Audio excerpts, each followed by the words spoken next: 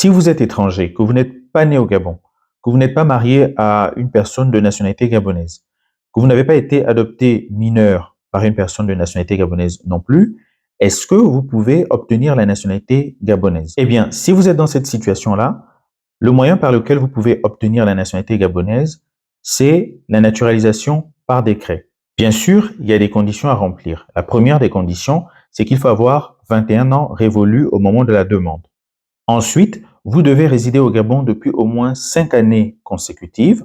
Vous devez y avoir investi et y habiter au moment de la signature du décret de naturalisation. Sachez que le délai de 5 années consécutives, ce qu'on appelle la durée de stage, peut être réduit si vous avez rendu ou si vous êtes susceptible de rendre des services exceptionnels au Gabon.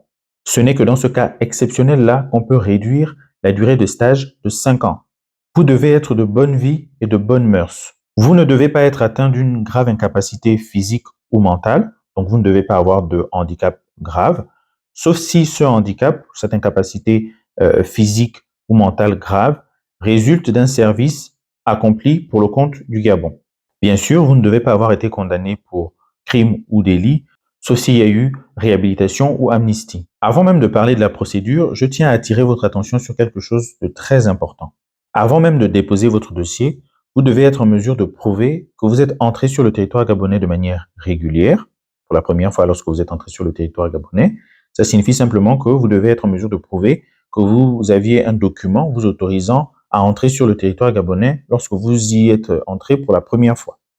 Vous devez aussi être en mesure de prouver que vous avez vécu sur le territoire gabonais de manière régulière, c'est-à-dire avec un titre de séjour jusqu'au moment où vous faites votre demande.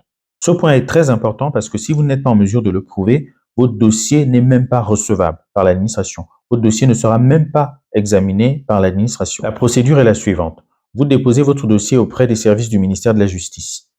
Le ministère de la Justice fait une instruction et demande l'avis de la Cour administrative sur le projet de décret de naturalisation. Après ces étapes-là, les services du ministère de la Justice transmettent le dossier au chef de l'État pour décision. Si 12 mois sont passés après la transmission de votre dossier au chef de l'État pour décision, cela signifie simplement que votre demande de naturalisation a été rejetée.